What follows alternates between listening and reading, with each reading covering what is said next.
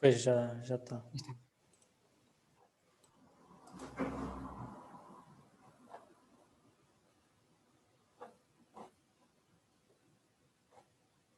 Muito bom dia, muito boa tarde a todos e bem-vindos a mais um evento em celebração do mês da arquitetura paisagista.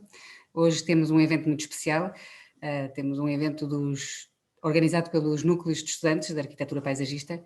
Como sabem, a APAP, já desde a direção anterior, tem estado a fazer um esforço para acercar-se um pouco mais aos núcleos de estudantes e com o apoio da nossa nova delegada estudante, a Marta Terlim, conseguimos fazer esta coordenação com os núcleos e de que estamos muito orgulhosos. Assim que dou a palavra ao Vicente Santa Rita, do NAPISA.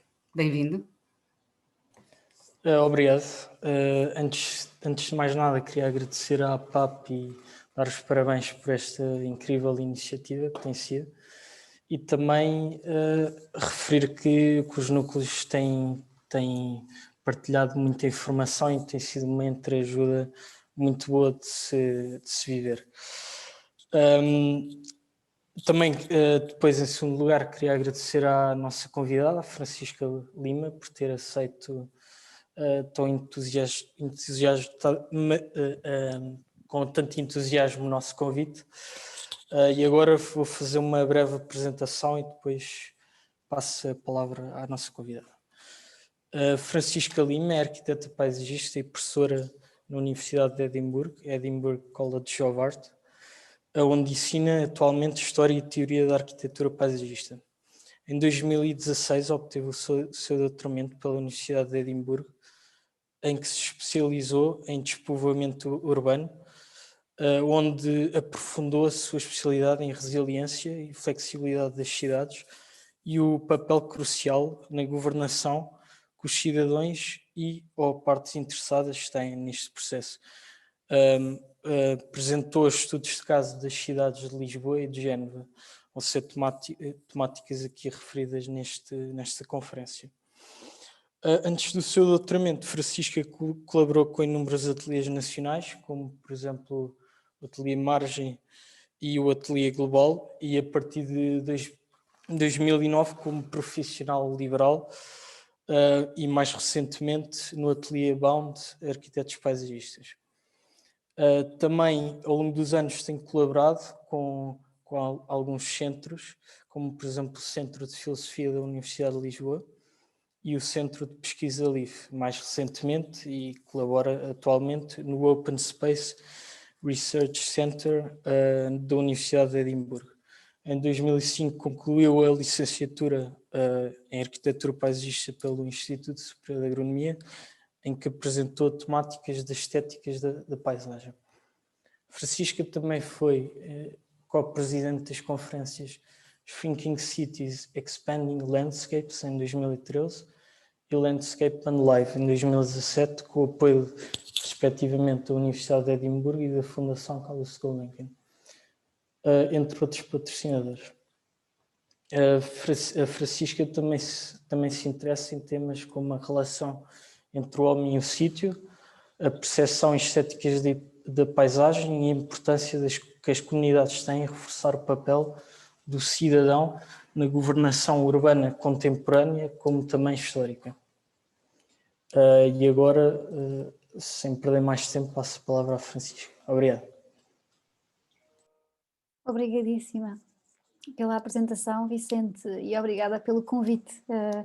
Para mim é muito bom voltar ao ISA, mesmo que virtualmente, que é uma escola que me diz tanto e um sítio tão especial da cidade de Lisboa. É de facto um privilégio estudar no ISA, acho eu. Claro que nas outras escolas também, não é só no ISA.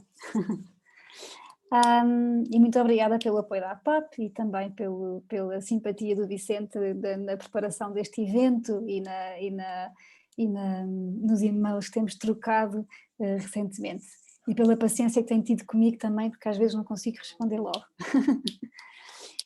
Então a minha apresentação hoje vai ser um bocado sobre este tema do vazio, embora, quer dizer, vou tocar também nos temas do meu doutoramento e o que é que tenho andado a investigar. E decidi chamar-lhe o fascínio do vazio, embora seja assim um tema um bocado vago, vocês já vão ver como é que se desenrola.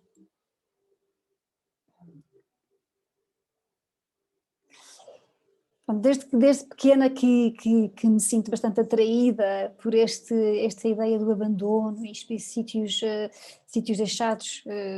deixados, não é? Vazios, etc.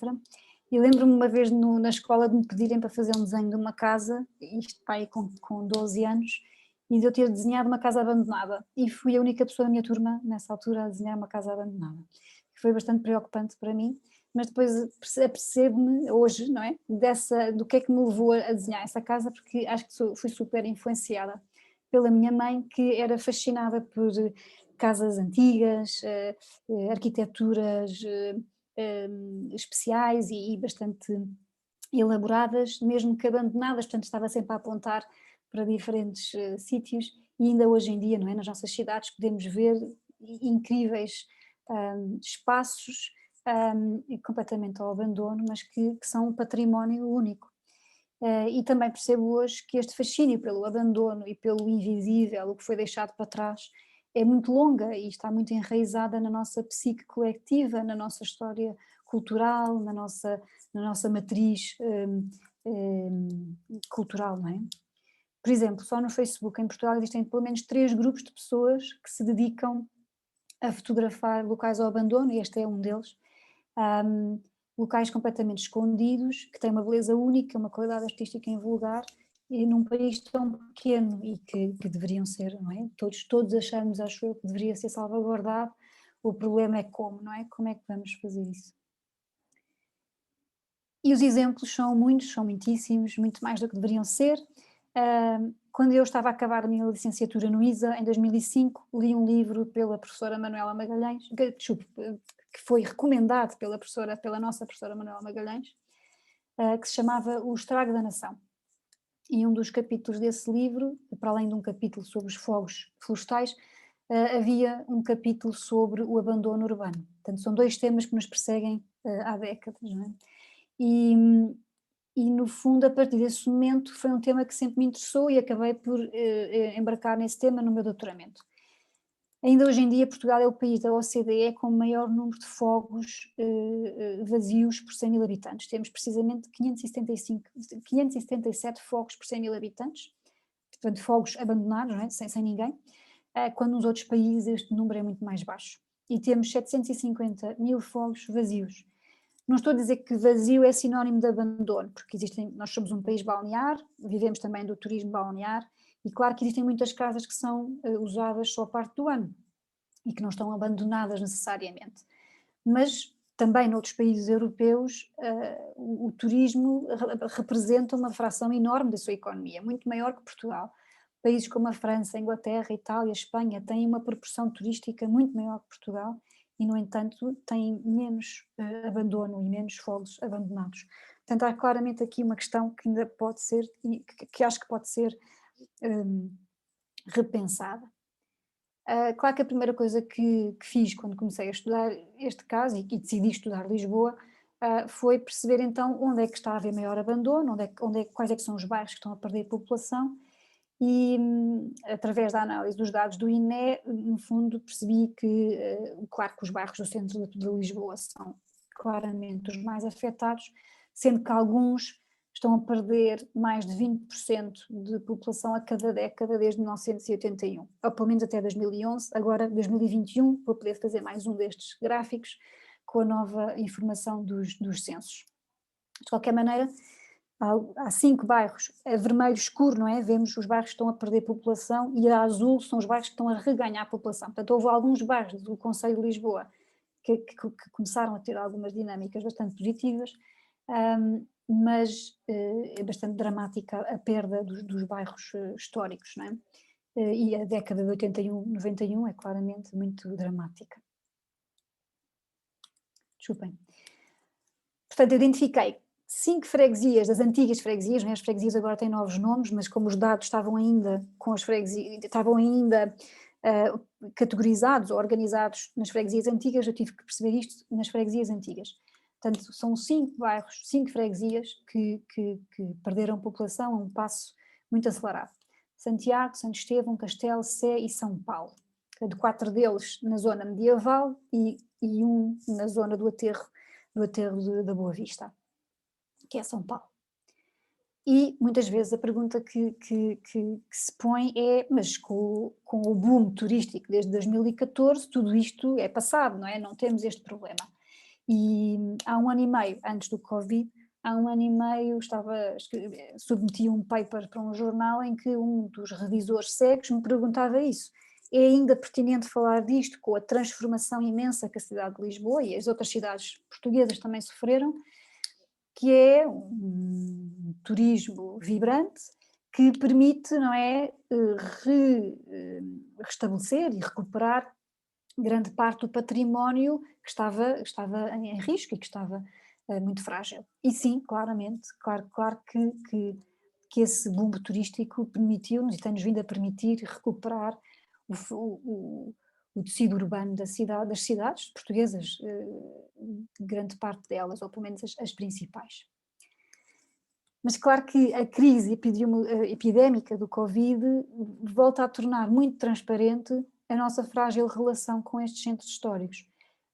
Porque se hoje em dia, não é? Claro que no primeiro confinamento tudo foi diferente, mas nestes últimos confinamentos, mais ou menos alargados, se formos às Avenidas Novas ou mesmo a Campo de Ourique, quer dizer, há alguma movimentação, temos padarias abertas, as pessoas continuam a ir ao supermercado, à farmácia e vemos pessoas na rua, mas no centro, na Baixa Pombalina, quer dizer, o vazio é absoluto e é, no fundo, esclarecedor e torna transparente a nossa relação com este centro e, no fundo, a não cidade, porque uma cidade que não é habitada não pode ser uma cidade.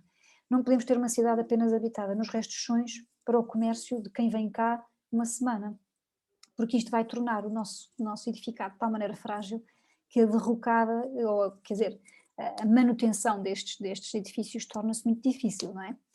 E há vários estudos que demonstram isso, basta haver um apartamento vazio num edifício para que a eficiência energética e os riscos desse edifício sejam logo muito maiores.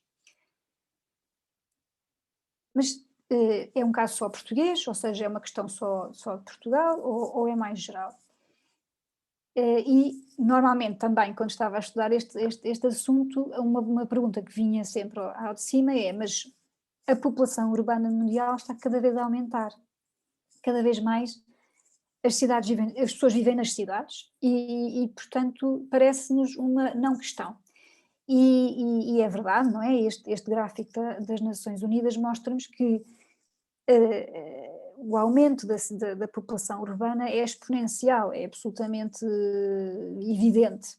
Só que isto é uma estatística muito geral, é uma estatística geral que não demonstra as subtilezas por região, e é aí que se percebe a questão. Por exemplo, os países que mais contribuem para o aumento da fração da população que vive em cidades são a Índia, a China, a Nigéria, a Indonésia, os Estados Unidos e o Paquistão. Nenhum destes países se encontra na Europa. E mais do que serem países, são na verdade, e segundo os relatórios das Nações Unidas, são na verdade cidades específicas, são as megacidades como Lagos na Nigéria ou as cidades do Rio Amarelo no sudoeste chinês, que de facto tornam esta estatística geral da população urbana tão dramaticamente exponencial. Mas na verdade há desequilíbrios regionais bastante evidentes, como por exemplo neste gráfico se pode ver o aumento da população nas cidades por década, não é? E se virmos as cores mais claras, os azuis mais claros indicam as cidades que nas últimas décadas têm crescido. E vemos que as cidades europeias estão quase todas com as cores mais escuras, ou seja, foram crescendo anteriormente, mas nas últimas 2 décadas não. E no entanto vemos que a África e a Ásia e a Índia é onde esta fração da população urbana está de facto a aumentar. Os autores Geyer e Contuli fizeram em 93 um desenvolvimento de um modelo cíclico da mudança urbana, não é? E basicamente o modelo tem esta sequência, não é? Porque primeiro há uma fase de urbanização, onde as cidades principais crescem e depois as cidades intermédias também crescem em relação com essa cidade. E depois temos uma outra fase, que é a fase intermédia, onde as cidades primárias começam a decrescer um bocadinho e as cidades intermédias aumentam, e depois há uma outra fase em que as pessoas voltam para as vilas e a cidade primária volta a diminuir, e depois mais tarde há uma outra fase, que é a fase da reurbanização, que é a fase em que a cidade primária volta a aumentar, não é? Isto é bastante teórico e a realidade não acontece desta maneira, mas de qualquer maneira é interessante ver estas tendências em que, no fundo, o crescimento urbano ou as migrações acontecem por fases em que cidades principais e cidades secundárias vão se equilibrando umas às outras.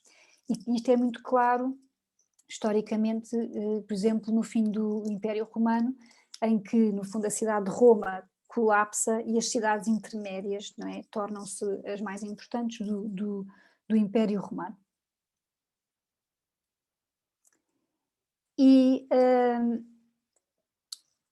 mesmo Roma, que perdeu quase 90% da sua população nessa altura, resistiu. E há sempre este argumento da resiliência urbana, ou seja, as cidades sofrem colapsos económicos, sofrem terremotos, sofrem incêndios, mas no fundo são entidades tão resilientes que, com maior velocidade ou menor velocidade, vão recuperando. Mas na história há cidades que não recuperaram, e este é o exemplo, por exemplo, de Pálmira, na Síria, uma cidade romana na trajetória da Rota da Seda, que era um entreposto comercial importantíssimo e um sítio de comunicação de diferentes culturas, de diferentes línguas, portanto, culturalmente riquíssima, que de facto ficou abandonada. Não é apenas uma parte da cidade que ficou abandonada e o resto continua a crescer ao lado, como em Roma. Não, esta cidade de facto ficou totalmente abandonada. E será que isso vai acontecer hoje, não é? Claro que a acontecer, provavelmente acontecerá em casos emblemáticos como o de Detroit, não é? Aqui vemos um mapa de Detroit e o estudo de Riesner e Ronda, em que eles detectaram o crescimento da vegetação. Então, a preto vêem os sítios onde a vegetação tem crescido, e a cinzento onde tem decrescido, e a branco onde não tem mudado. E vem aqui claramente que é o centro da cidade, não é? É o casco antigo da cidade, neste caso a cidade é tão nova que não se pode chamar propriamente casco antigo, mas pronto, é a baixa da cidade que no fundo está a sofrer processos mais acentuados de abandono, ao ponto de haver florestas a crescer, não é? No centro, e imensos lotes que estão completamente ao abandono, e é muito conhecido o caso de Detroit, claro. No entanto, há um fascínio do abandono neste local, tal como há em relação às ruínas de Roma ou às ruínas de Pálmira. De acordo com Lyons, que é citado por Anna Jorgensen no livro dela que se chama Urban Wildscapes, este não é o caso. Então ele diz, e para mim esta citação foi muito importante, ele diz: para muitos, as ruínas que formam parte dos lugares urbanos deteriorados são demasiado recentes, demasiado omnipresentes, demasiado vastas ou demasiado interligadas com colapsos económicos, guerras ou desastres naturais para evocar os mesmos sentimentos de espanto ou melancolia prazerosa. Se calhar a melhor tradução não seria prazerosa, que é uma palavra que nós não usamos assim tanto, mas pronto, percebem a ideia. Ou seja, acho que ele de facto põe aqui em destaque esta dualidade de sentimentos, não é? Um fascínio pela ruína, pela ideia dos tempos áureos que aconteceram no passado, etc., com esta realidade muito recente e um colapso económico que tem de facto uma faceta bastante negra.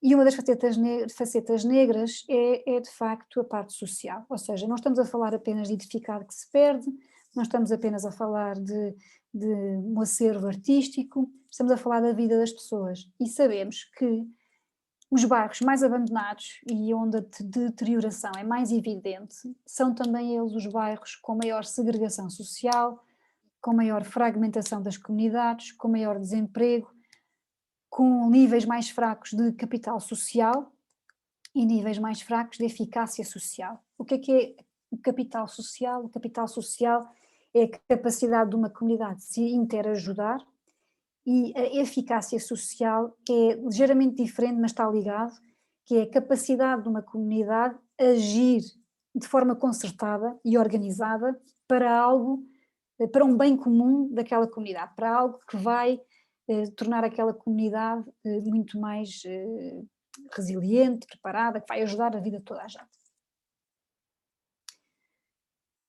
E sabemos também que este capital social e esta criatividade social e esta eficácia também depende muito de pessoas mobilizadoras e muito aquilo a que o Richard Florida chama classe criativa, ou seja, cidades ou bairros que atraem pessoas criativas, não é? Têm maior capacidade de mobilização, etc.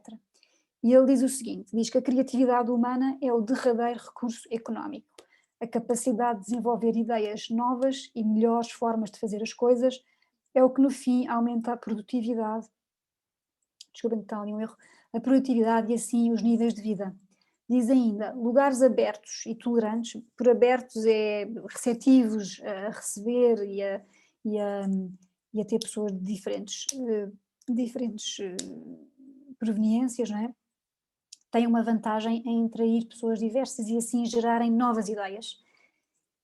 O que está em linha com também um estudo que é muito interessante do Knudsen, que diz que não é só a densidade, que tanto a densidade como a criatividade, de forma independente e em conjunto, ambas aumentam a capacidade de inovação de uma metrópole. Ou seja, pessoas normais, mais próximas, em diálogo, com maior conversação, em si, só de si gera mais ideias, não é? Mas também o aumento do número de pessoas com maior criatividade, então ainda mais. Portanto, são as duas em separado e em conjunto que aumentam a capacidade de inovação de uma metrópole.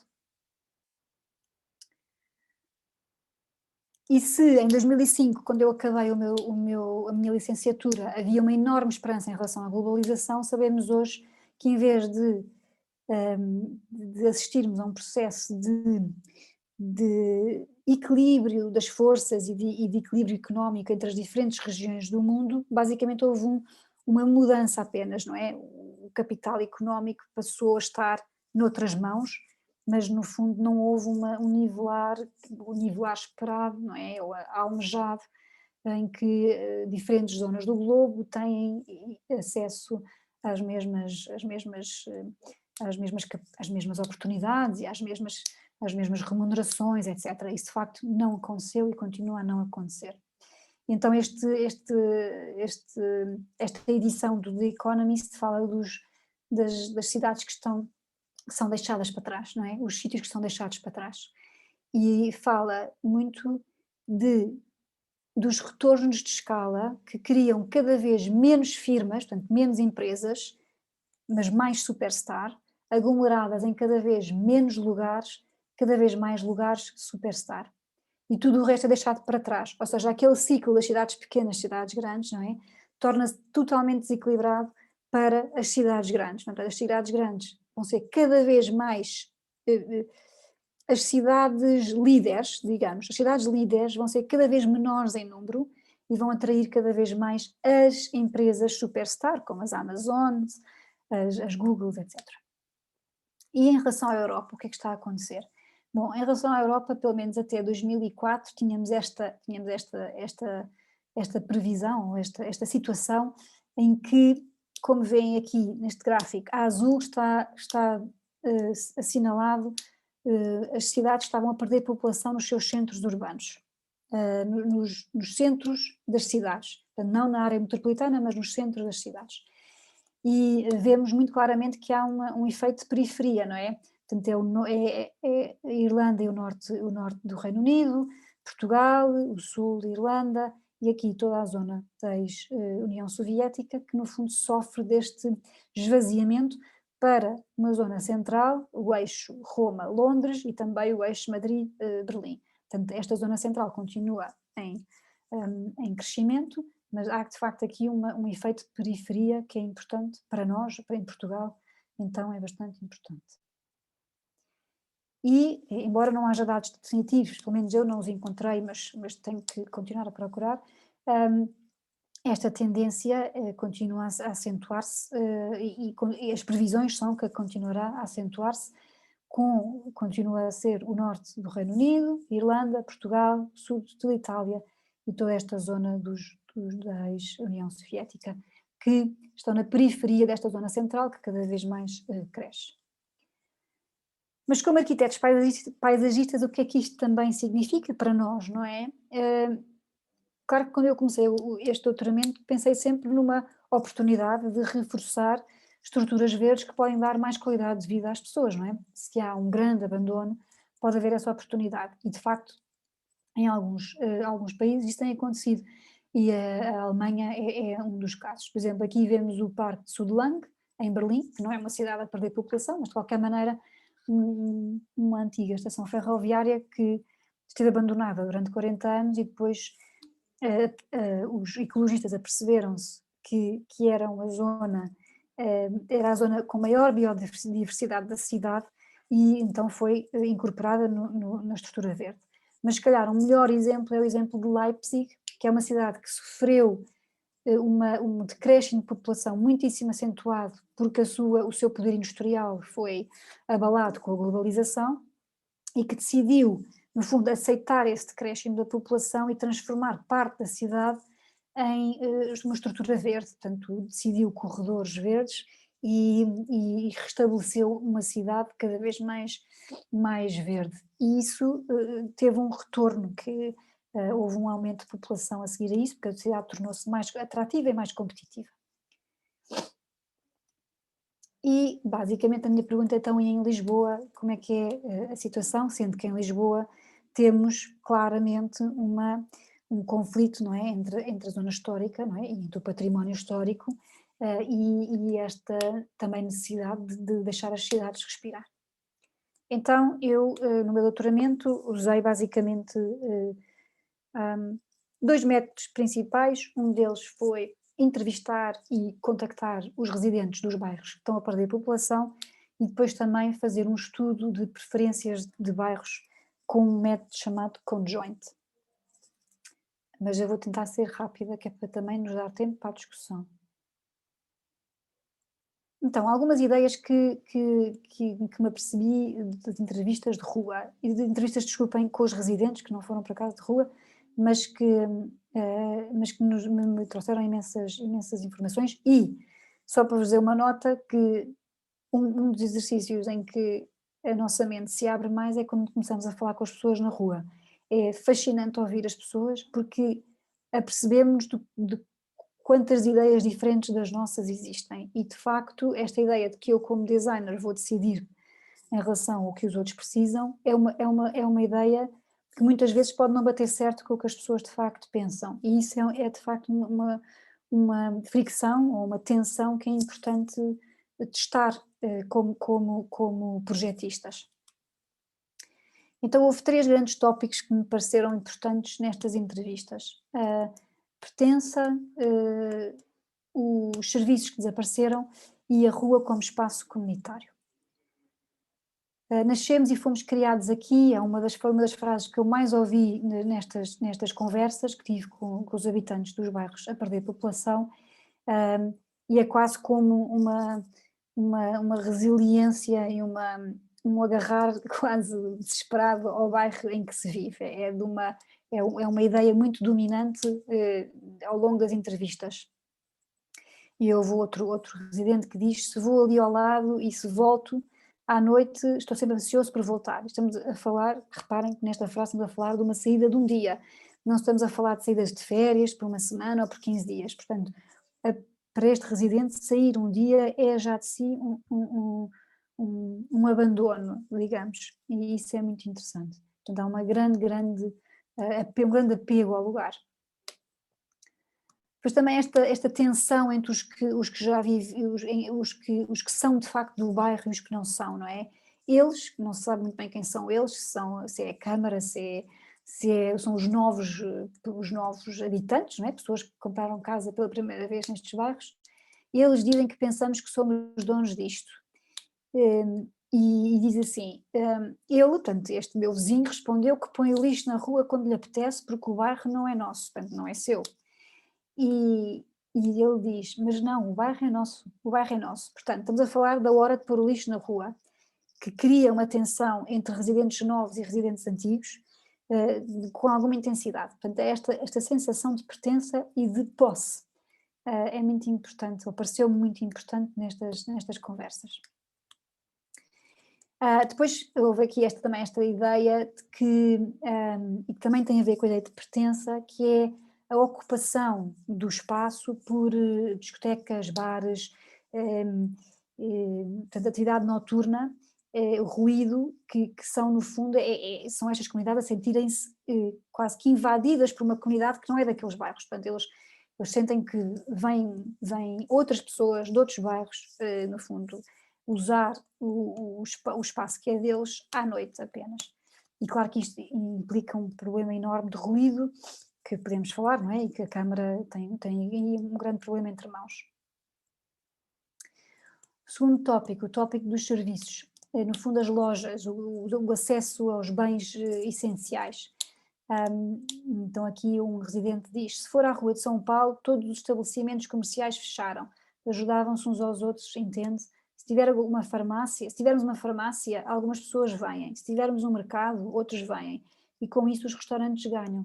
Portanto, este residente, que provavelmente nunca leu nada do urbanismo, está no fundo a definir um princípio que a Jane Jacobs, no seu livro Death and Life of Great American Cities, explica de forma teórica, que é a diversidade do tecido comercial como um dos fatores mais importantes para a vibração e para a vivacidade de um bairro. E claro que estes bairros perdem este tecido comercial a cada dia para ser substituído por uma monocultura comercial de restaurantes e discotecas.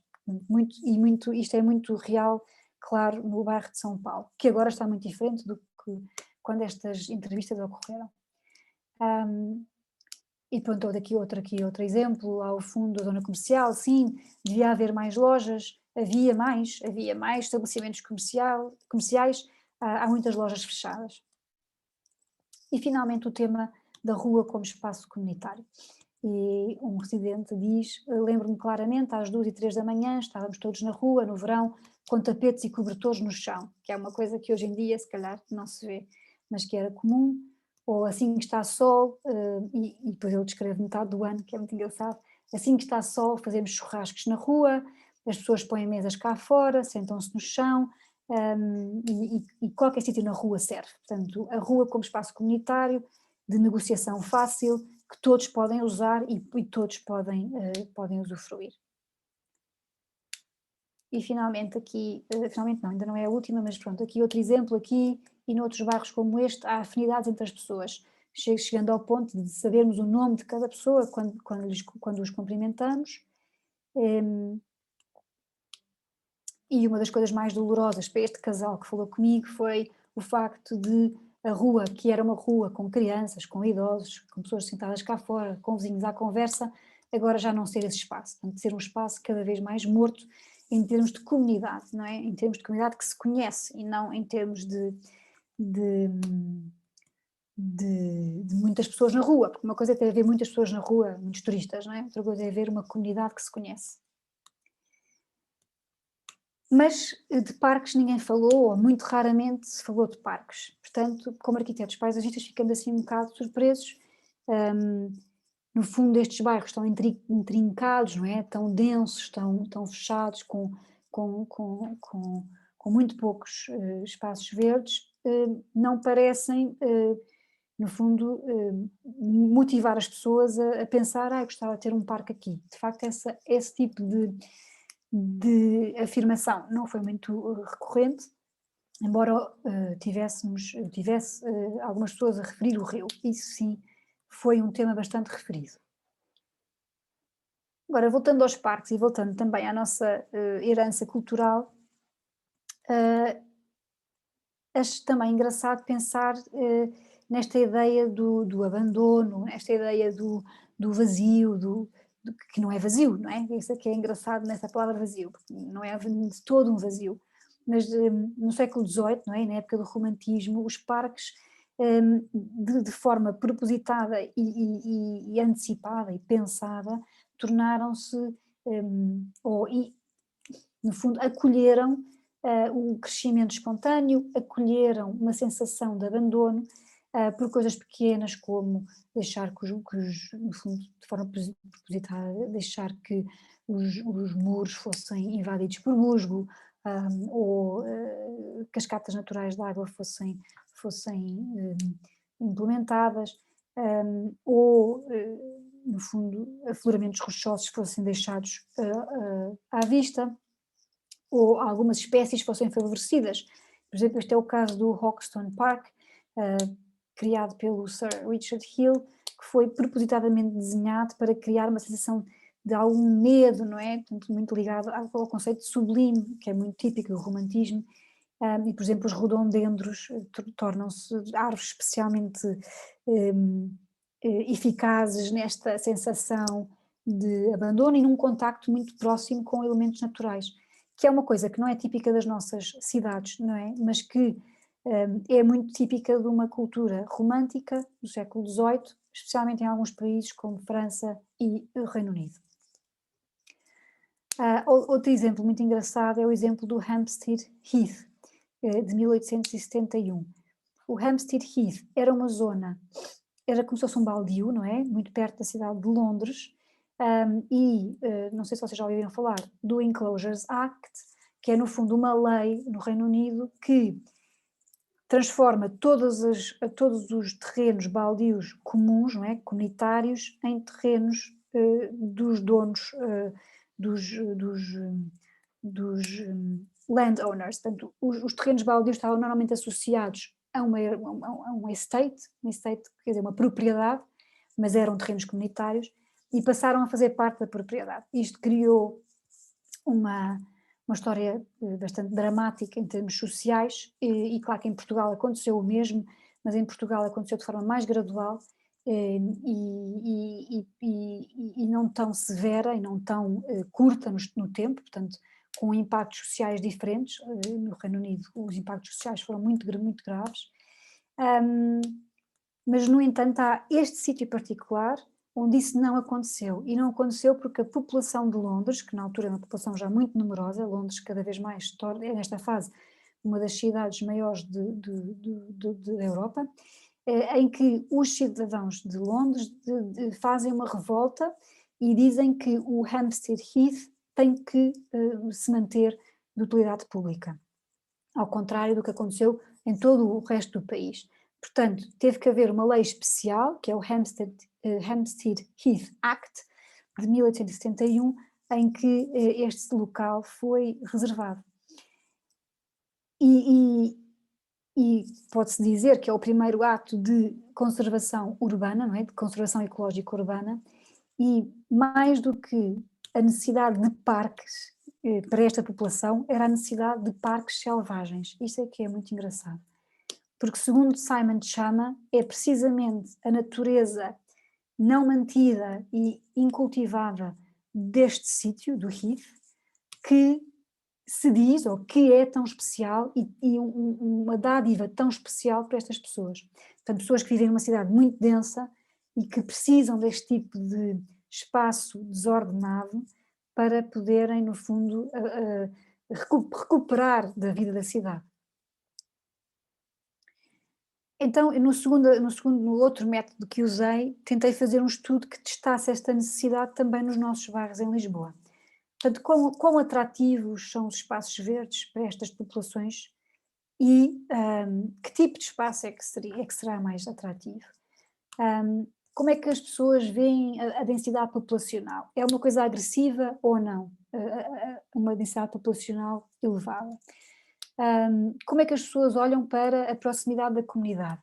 Gostam de ter uma comunidade de amigos ou preferem uma comunidade anónima?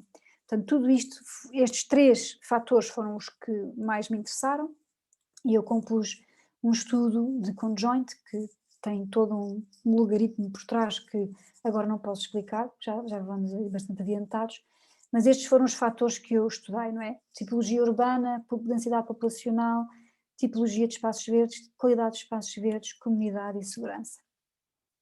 E vou-vos só fazer um breve resumo dos resultados, ou dos resultados que podem ser mais engraçados deste estudo. E no fundo eu estudei 3 grupos: os grupos das pessoas que vivem em bairros a perder população, o grupo das pessoas que vivem em bairros que estão a ganhar população, e depois um grupo de controle, que são pessoas à procura de casa. E porquê é que eu chamei isto um grupo de controle? Chamei isto um grupo de controle porque as pessoas que estão à procura de casa têm uma mente mais aberta sobre o que é que pode vir a ser um bairro bom para se viver. Uma pessoa que não está a pensar mudar mais facilmente sofre um processo psicológico de aceitação do que tem e de valorização do que tem, porque sabe que não vai mudar, portanto valoriza o que tem. E portanto foram esses 3 grupos que eu estudei e contrastei. E quais é que são assim as diferenças mais significativas? A primeira diferença é que para as populações a viver em bairros abandonados, não é? O fator comunidade é significativamente mais importante.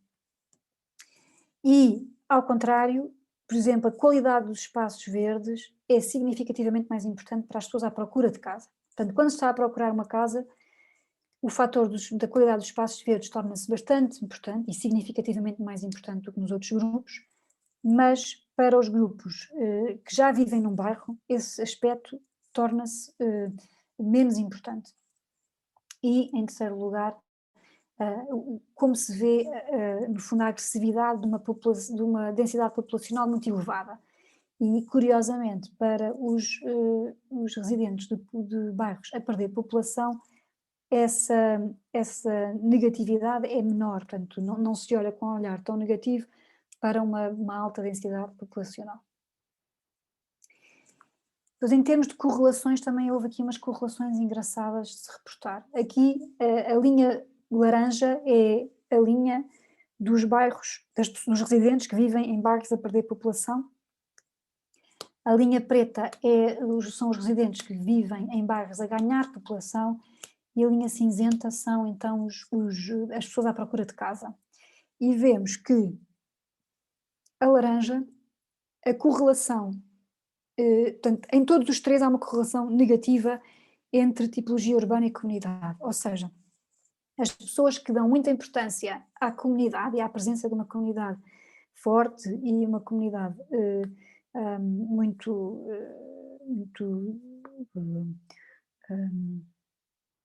que se suporta, não é? que se interajuda, são pessoas que dão muito menos importância ao facto de viverem num edifício de 3 andares ou numa moradia. Portanto, a tipologia urbana não é tão importante, mas a comunidade é muito importante. Mas esta correlação é bastante mais forte nas populações que estão, nos residentes que estão a viver em sítios que perdem população. Portanto, a comunidade torna-se cada vez mais importante e a tipologia urbana torna-se cada vez menos importante. Portanto, há uma correlação negativa.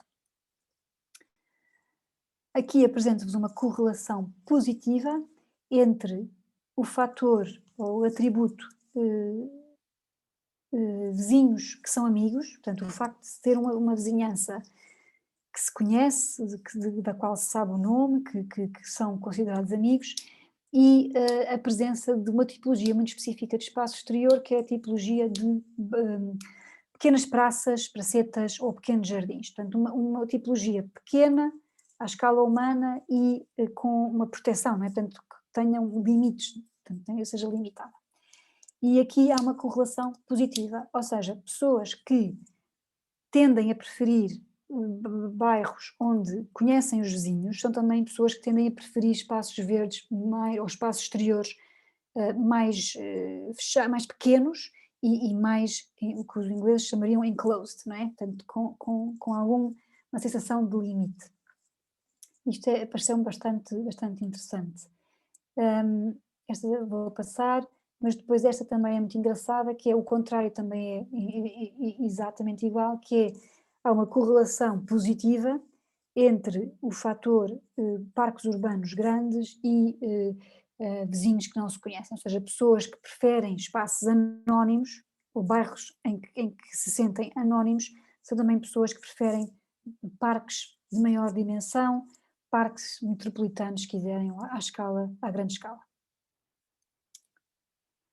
Vou deixar por aí para termos perguntas, mas também só acabar aqui com uma referência ao Ribeiro Teles, porque nestes nossos bairros muito especiais, não é? E com um património cultural e artístico e arquitetónico tão especial, como é que se poderia, de facto, intervir? E encontrei este mapa do Ribeiro Teles, que retrata o bairro de Santo Estevão, que é precisamente um dos bairros de Alfama em que eu me foquei, e que mostra o edificado que foi adicionado ao longo dos anos. E claramente vê-se que os logradouros e os pátios interiores destes quarteirões muito disformes e especiais foram ocupados muito tardiamente, ou seja, a densidade urbana típica destes bairros não seria aquela que estava presente na década de 70, não é?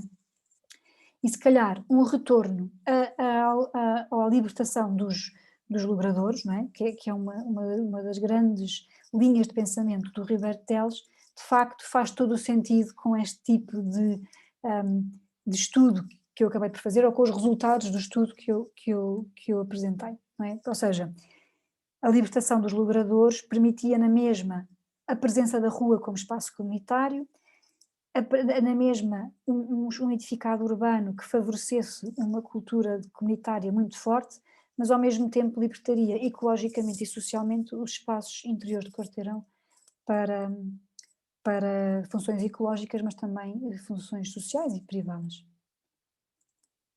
E aqui apenas uma citação do livro A Igreja e o Sítio de Santo Estevão, de Alfama, do Sidónio Miguel, de 1939, em que ele diz: "E não escasseiam por aqui os quintais que muitos habitantes das avenidas novas, em quartos e quintos andares de prédios com guarda-portão, muito humanamente invejariam." E, por exemplo, hoje em dia, se calhar, não pensamos que um habitante das avenidas novas invejaria um habitante de Alfama pelos seus quintais. Mas claro que a carta do Filipe Fogo corrobora esta ideia. E termino aqui com esta imagem da casa de uma das pessoas que eu entrevistei, que tem uma vista absolutamente soberba sobre o nosso estuário do Tejo, numa casa muito pequena, com muito poucas condições de habitabilidade, mas com este privilégio incrível. E se de facto, se nós não temos este anseio pelo parque selvagem, ou pelo menos as pessoas que vivem neste casco velho da cidade, podem não ter este desejo pelo selvagem da floresta, têm com certeza a sensação de vazio e de imensidão e de vastidão do estuário e do mar, não é? Que no fundo o nosso estuário é quase considerado um mar culturalmente. Muito obrigada, termino por aqui e se quiserem fazer perguntas, por favor. Muito obrigado, Francisca. Foi uma conversa muito interessante. Penso que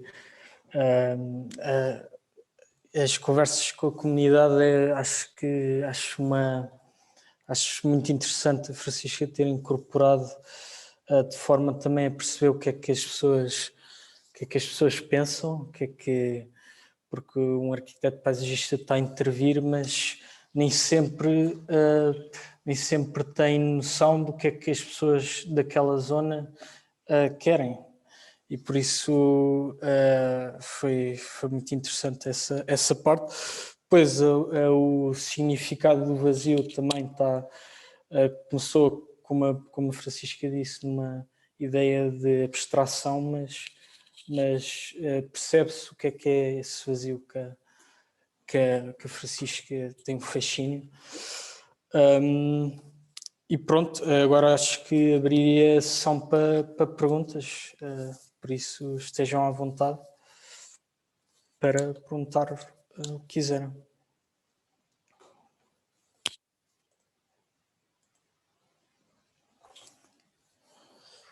Enquanto isso, eu queria lhe fazer uma pergunta. Na opinião da Francisca, a Francisca, por acaso, li um artigo em que falava exatamente das diferentes tipologias, da tipologia do jardim, da praça de proximidade e do jardim com mais dimensão, e ambos têm as suas funções, tanto ecológicas como sociais. E queria-lhe perguntar, dê-me alguns exemplos de cidades que tenham essa relação, uma boa relação entre esses espaços menos amplos e espaços mais amplos, e em que a comunidade traça um bocado o desenho da cidade e faça parte do planeamento da cidade.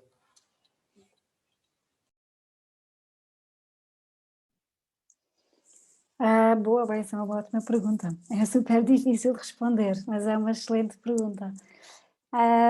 Deixa-me pensar. Olha, embora sendo uma cidade muitíssimo densa, Nova Iorque tem este equilíbrio incrível entre o Central Park e os Pocket Parks, não é? Tanto uns como outros são muitíssimo importantes para as comunidades que lá vivem, e como tu dizes, eles respondem a funções diferentes, tanto ecológicas como sociais, e respondem a grupos de pessoas diferentes, não é? A grupos para as quais a comunidade não é tão importante ou não é tão decisiva, ou pelo menos a comunidade local não é tão importante nem tão decisiva, mas para outras, para quem a comunidade local é determinante e decisiva. Claramente os nossos bairros, não é? Os bairros históricos, são locais onde a comunidade local é decisiva. Mas, portanto, em Nova Iorque há esse equilíbrio, e tanto uns como outros. Claro que o Central Park não é só emblemático na cidade, mas é emblemático para o mundo, mas tanto num sítio como no outro, tanto nos como nos outros, o valor cultural desses locais é completamente claro e está completamente, no fundo, registado por escrito, não é? O quão importante esses espaços são para aquelas comunidades, tanto o Central Park como os outros chamados Pocket Parks, que são incrivelmente importantes. Portanto, aí temos documentos escritos que nos dizem que sim, que tanto uns como outros são importantíssimos e que apenas, no fundo, respondem a necessidades diferentes e ambos são importantes, portanto, eles não competem entre si, mas corroboram-se, não é? Portanto, completam-se.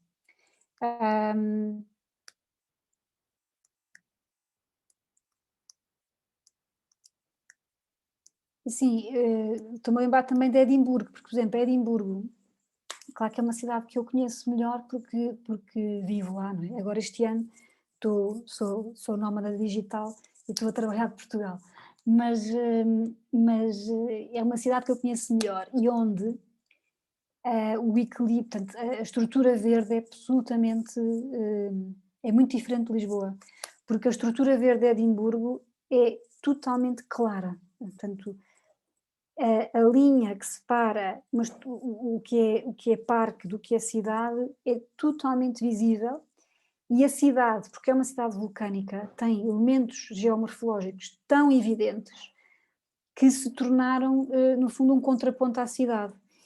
E tem parques muito grandes, muito significativos, como o próprio Arthur Seat, não é? O Hollywood Park, desculpem, que vocês não conhecem, mas que no fundo é um vulcão, é um antigo vulcão, e que nos filmes de Edimburgo aparece sempre, como nos Tempos de Glória, por exemplo, que é um filme que é filmado em Edimburgo e onde esse monte aparece de uma forma muito clara, ou os The Meadows, que é um parque que divide a zona histórica onde estão situados grande parte dos edifícios da universidade, dos bairros da cidade onde muitos estudantes moram e que atravessam diariamente. Também é uma tipologia de parque muito à estilo século XIX, portanto, um parque grande, com relevado e com árvores majestosas. Esses espaços são complementares a pequenos parques locais que no fundo complementam o resto. Às vezes em Edimburgo vê-se apenas uma reentrância na rua de 4 por 4 metros com um banco e uma roseira, mas um espaço de um cuidado, ou seja, aquele mini espaço responde, e vê-se muitas vezes pessoas e casais de idosos ali sentados a conversar, responde a uma necessidade local da comunidade que é claríssima, e as pessoas não vão até aos Meadows, mas têm aquele banco. E esses espaços de 2x2 não podem ser negligenciados, acho eu, não é? A minha sensibilidade é que tanto o espaço de 2x2 com um banco, como o espaço do parque têm que ser igualmente dignificados e igualmente cuidados, para que todas as funções sociais e todas as funções ecológicas sejam respondidas. Ok. Muito obrigado. Respondeu à minha pergunta. Temos aqui duas perguntas através do Facebook. A primeira, passo a citar: existem estudos sobre a intervenção urbanística nova, casos de sucesso e insucesso, em que se tentou induzir um determinado convívio em espaço público, mas sem correspondente resposta dos utilizadores, e porquê? Isto é uma ótima pergunta também. Olha, eu sugeria ler 2 livros em resposta a essa pergunta. Um é o Death and Life of Great American Cities, da Jane Jacobs, e o outro é os Small Urban Spaces, do William White. E são os dois muitíssimo interessantes, porque é precisamente sobre isto, é precisamente sobre o conflito entre o que vai na cabeça do projetista e o que na realidade as pessoas fazem e decidem fazer e como decidem usar o espaço. E também, desculpem, o Jan Gehl, claro. O Jan Gehl e o primeiro livro dele, que acho que é o melhor, que é o Space Between Buildings. Esses 3 livros acho que são quase obrigatórios para um arquiteto paisagista e para mim foram altamente elucidativos. Por exemplo, e apresento imensas vezes isso aos meus alunos. Um dos primeiros projetos que fiz sozinha, ou seja, com uma colega, mas de forma independente, fiz uns bancos que demorei imenso tempo a desenhar, que desenhei ao pormenor, ainda hoje tenho na cabeça o desenho do plano dos pormenores, porque foram horas e horas de trabalho. As pessoas que fizeram o banco da maior forma mais fiel possível, portanto, como projetista é a coisa mais fantástica, não é? A pessoa imaginar e depois ver construído tal e qual como nós imaginámos, é incrível. E depois, aquilo era um ar de idosos. Quando fui lá, nunca vi lá ninguém sentado.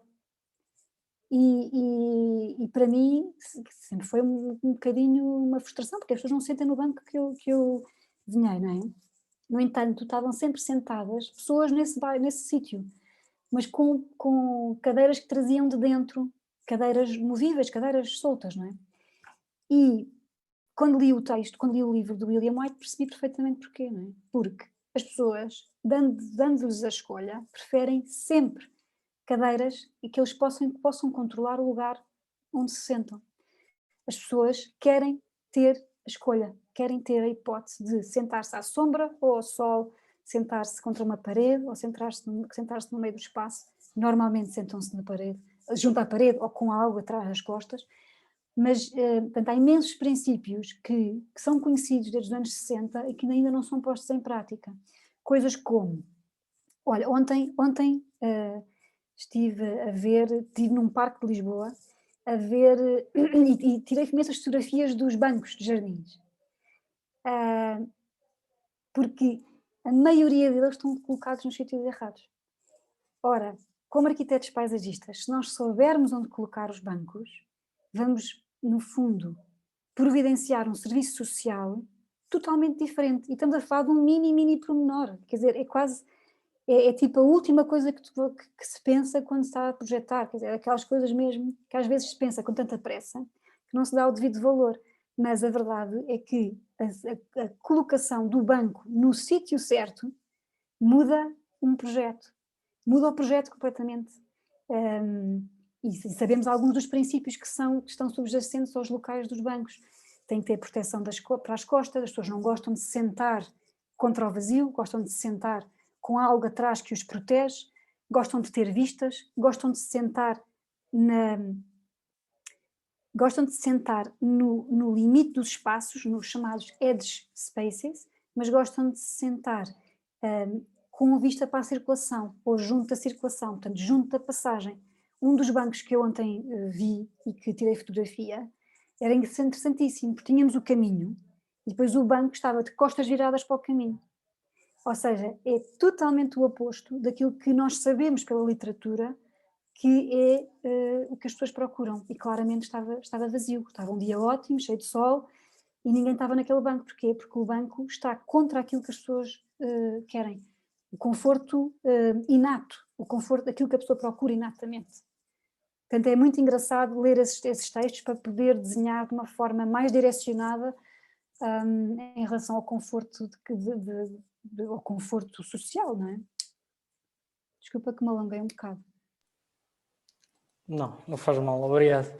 Agora, há mais duas perguntas. Eu não sei se esta segunda estava adjacente à primeira, mas identificação de fatores para intervenção nova, portanto, com base em aprendizagem passada para melhorar o sucesso no futuro, que estará dependente de novas formas de vida. Pois isto era a mesma pergunta, ok. É a mesma pergunta, exato. Pois, ok. Então passamos. Mas há aqui uma nuance nesta segunda parte, que é novas formas de vida, não é? Claro que as necessidades mudam, os tempos mudam, as vidas mudam, os tipos de empregos mudam, etc. Portanto, eu percebo esta ideia de que não temos as receitas sempre estáveis para o resto das décadas e para o resto dos séculos, não é? Mas há princípios gerais, no sentido, mesmo as tendências de vocabulário de projeto mudam, não é? A moda, os materiais, as linhas mais decorativas ou menos decorativas, consoante as tendências artísticas ou daquela época, mudam, não é?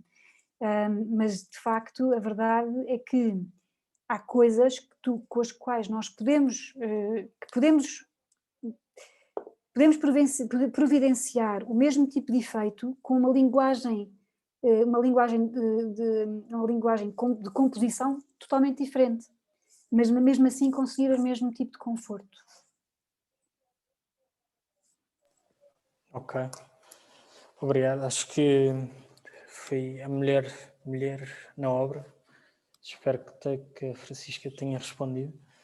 A Rita Moura pergunta: esses pequenos espaços urbanos de Edimburgo que falou agora não serão herança de Patrick Geddes e não serão as nossas heranças urbanísticas que terminam o nosso uso do espaço?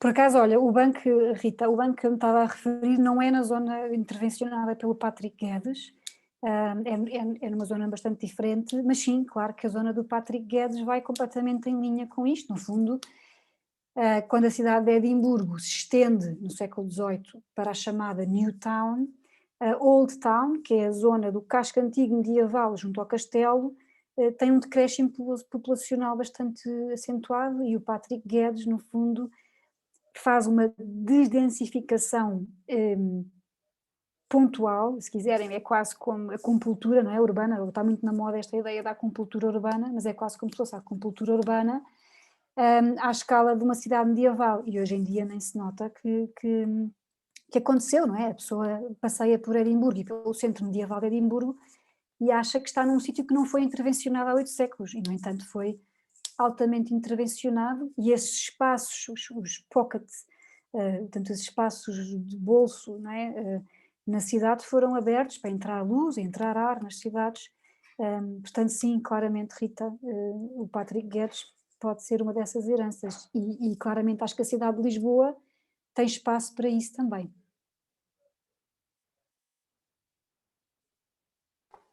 Ok. E agora uma pergunta. Boa tarde a todos. Não sou exatamente da área, mas uma questão que traga há muito é saber onde cabe nas preocupações urbanísticas da arquitetura paisagista a gestão e apreciação e resposta às necessidades das zonas não citadinas rurais. Pois esse é um outro tema completamente diferente, e não, porque segundo o Ribeiro Teles, não é, este contínuo cidade, urbe e rur, não é, cidade e zona rural é uma e a mesma coisa. Portanto, eu diria que uma cidade mais resiliente também depois se torna também, ou poderá tornar-se, numa ruralidade também mais resiliente. Mas eu sinceramente, mas isso é abrir outro espaço completamente, acho que a nossa zona, a nossa área rural tem tem imensos desafios específicos, e nomeadamente em relação à floresta, não é? Que é todo um outro tema dramático da nossa sociedade e que temos que enfrentar, não é? É claro que a Escola de Arquitetura Paisagista tem uma visão bastante específica e na altura dos Fogos de 2017 tive uma acesa discussão online em que acho que me apercebi que temos de facto ter um discurso muito forte nesse sentido, mas também muito baseado em evidências. E essas são muito difíceis de encontrar, porque é um tema que me parece, bem, não vou falar muito sobre isso, que não é a minha área de especialidade, mas é um tema em que me parece que a evidência é muito difícil de se deslindar. Ok, espero que a Raquel tenha ficado elucidada. Agora, para já não temos mais perguntas, mas eu colocaria uma pergunta que também acho que pode ser do interesse de todos, que é como é que a arquitetura paisagista, tanto em termos de prática profissional como de ensino, em que a Francisca está mais inserida, como é que é vista em Edimburgo, na Escócia, e depois mais abrangentemente no Reino Unido?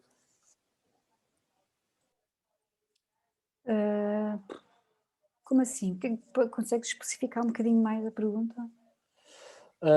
Sim, era um bocado É diferente de qual é Portugal. a opinião pública e qual é o papel do arquiteto paisagista pronto, no contexto da Escócia e do Reino Unido. Olha, eu diria que, como comunidade, o Reino Unido é muito atento à questão dos parques e dos jardins portanto, isto antes de falar da profissão em si. O que quer dizer com isto é que eles são incrivelmente orgulhosos dos seus jardins e da sua tradição paisagística, não é? Muito orgulhosos. Mesmo não sendo da área da arquitetura paisagista.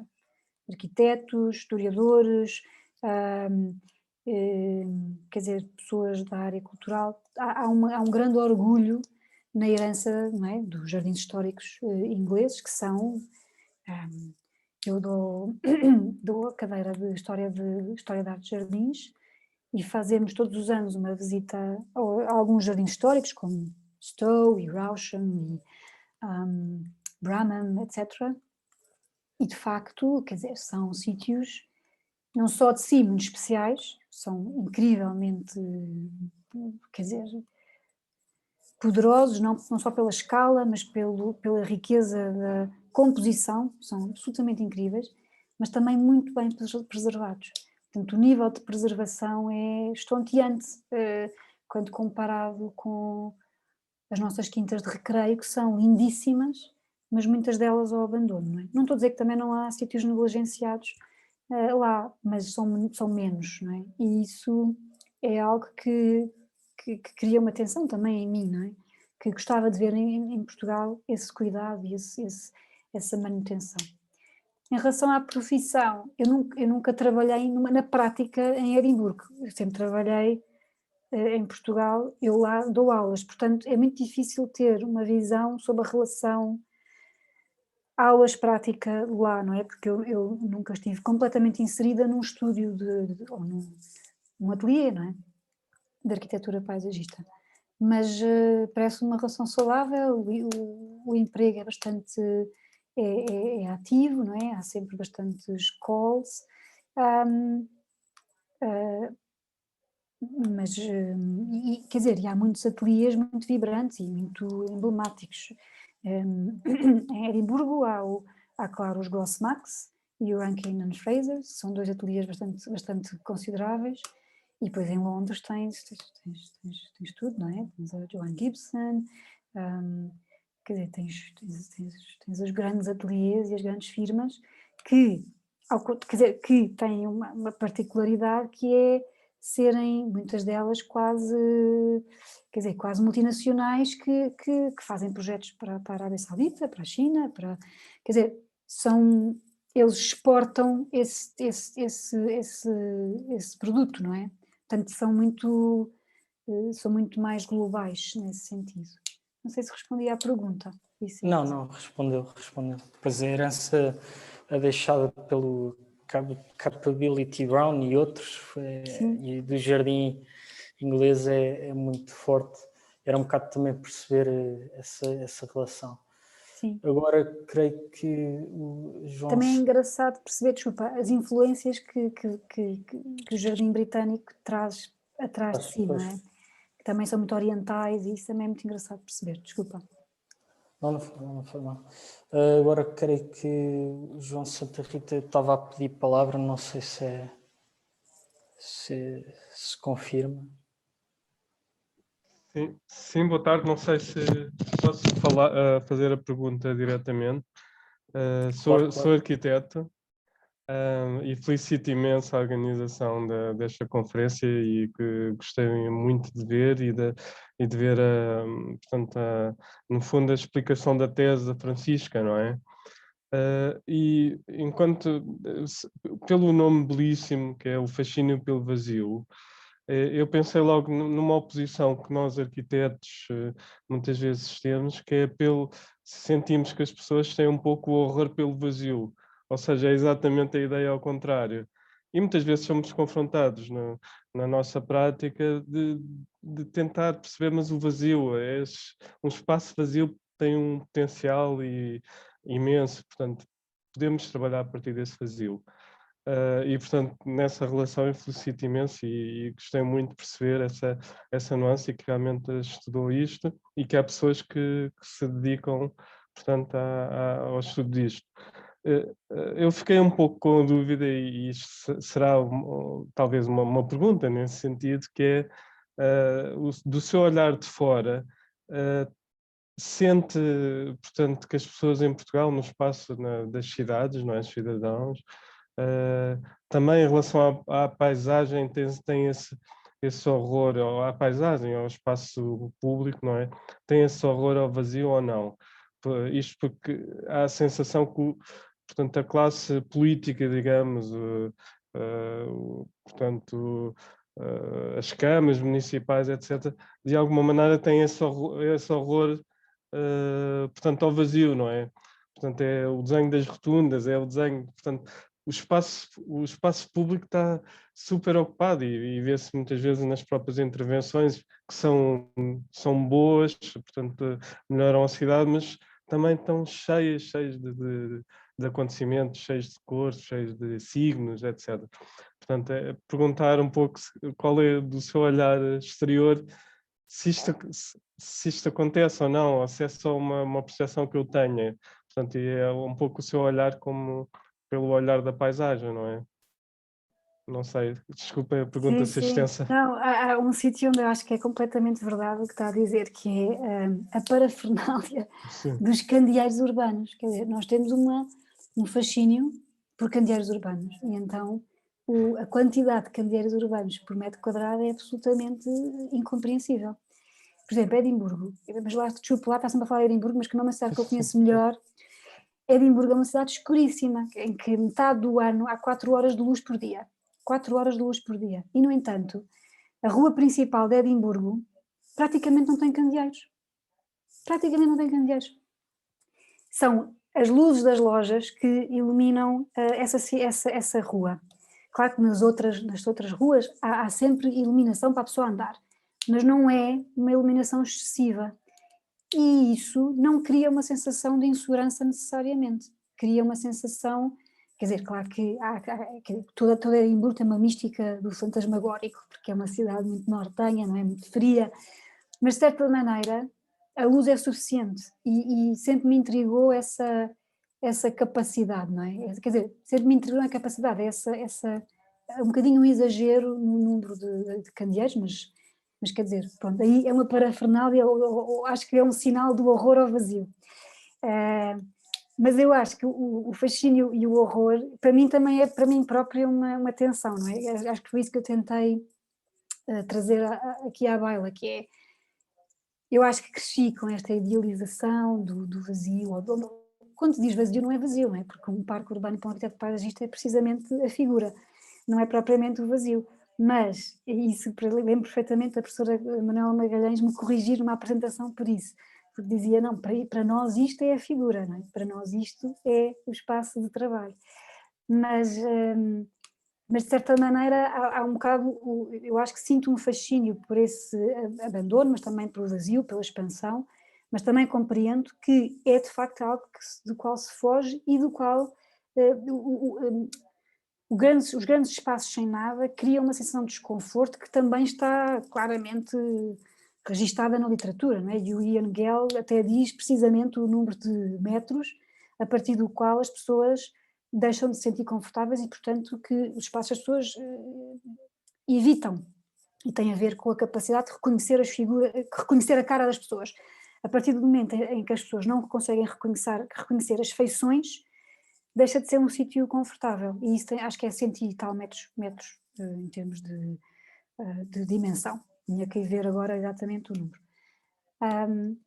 Portanto, em termos de espaço, mas depois também em termos de encher os lugares de parafernália. Aí claramente sinto a mesma coisa, não é? Acho que a simplicidade muitas vezes é uma mais-valia, não é? O menos é mais, não é?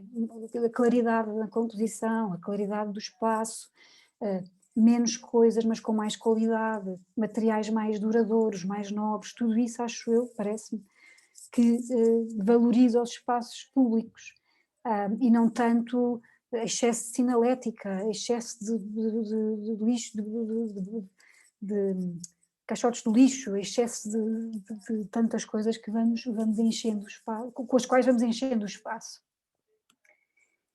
Noutra circunstância também esta coisa do fascínio, também do abandono e do negligenciado, acho que em Portugal aquilo que para nós é a praia, no Reino Unido são estes parques. Portanto, acho que em Portugal temos de facto este escape que é a praia e não é por acaso que na pandemia houve uma coisa no qual não se tocou, que foi na praia, não é? As pessoas continuaram a poder ir à praia, ninguém preveniu ninguém de ir à praia no verão e acho que é porque demonstra, acho que haveria uma revolta popular, não é? Porque acho que de facto a relação com a água, a relação com o rio, a relação com o mar compensam a ausência destes grandes espaços verdes de grande nobreza e com árvores majestosas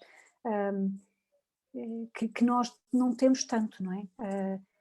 Por exemplo, só um exemplo, eles de facto lá têm um cuidado com cada árvore, é que cada árvore cresce de uma forma absolutamente ao seu máximo esplendor. E nós cá não deixamos que as árvores cresçam no seu máximo esplendor. Mas lá está, porque acho que compensamos com outros fatores que também nos dão esse lado de contacto com um elemento natural, que neste caso parece-me, mas eu até gostava de fazer um estudo sobre isso, já falei com uma colega, podemos fazer, que é sobre esta relação com a água, que eu acho que compensa um bocadinho depois a ausência destes grandes momentos que, por exemplo, a Gulbenkian tem, não é? A Gulbenkian tem isso, mas é um parque na cidade. Isso é uma cidade de 2 milhões de pessoas, não é? Um parque não chega. Temos uma relação difícil com as árvores, parece-me. Não sei se respondi à sua pergunta também. Sim, sim. Olha, agradeço imenso e só não quero tomar mais tempo, mas também dizer que achei deliciosa a história do banco. Sim, foi ontem, foi há 2 dias, por acaso, e Sim, agora estou fascinada com os bancos, porque é desde que vi verdade. estas coisas ando sempre a tirar fotografias a bancos. E é fascinante ver onde os bancos acabam por aparecer. É. E eu também, só para terminar, eu também estou sempre a dizer aos meus alunos que se eles desenham um sítio especial para uma pessoa sentar, eu digo, olha, esse sítio está muito bem desenhado, é muito bonito, mas ninguém se vai sentar aí.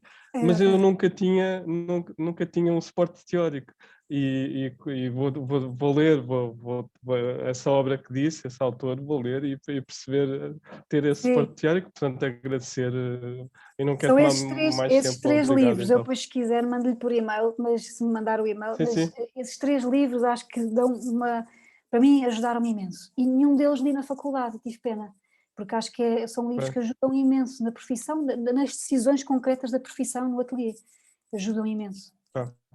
Muito obrigado, então. E Tá. obrigada pelos comentários e pelas Tá, perguntas. tá, obrigado. Muito obrigado aos dois, foi muito interessante este debate de ideias de duas áreas tão ligadas entre si, e por isso obrigado. E a arquiteta Marina Sandequeiro também faz uma observação, boa observação do arquiteto João Seterrito. É um dos desafios com que nós arquitetos nos debatemos. O vazio tem que ser humano, alguns ingredientes secretos têm sempre que ser utilizados e uma abordagem biofílica é um deles. Creio que não há mais perguntas.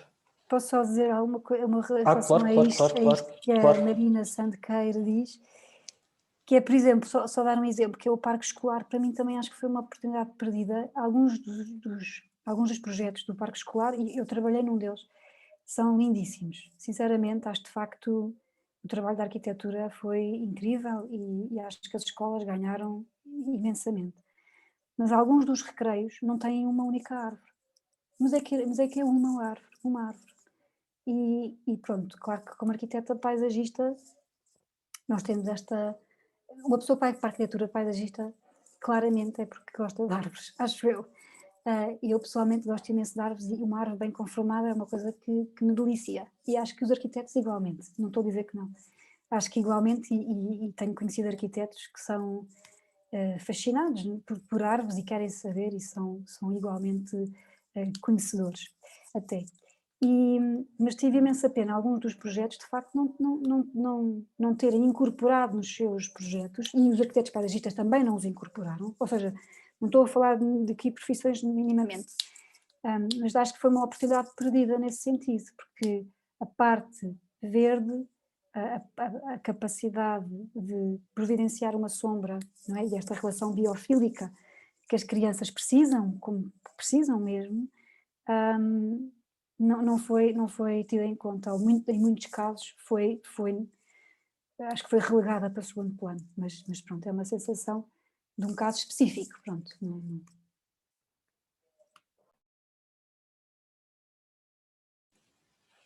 Ok, muito obrigado. Não sei se, Maria, queres dizer alguma coisa? Eu quero, agradecer à Francisca Lima por esta apresentação tão interessante. Na verdade, estive aqui fascinada a ouvi-la falar, foi mesmo interessante. E queria dar os parabéns à NAPISA por esta organização e dizer que vamos ter mais webinars organizados por cada uma dos núcleos de estudantes. Vamos ter um semanalmente e depois na última semana vamos ter 2, assim que espero que participem e que seja pelo menos tão interessante como este. Assim que muito obrigada a todos pela participação e amanhã temos um webinar, mais o segundo webinar sobre o professor Gonçalo Ribeiro Teles, que espero que também possam participar. Assim que muito obrigada a todos pela participação. Boa tarde. Muito obrigada. Muito obrigado. Obrigado também.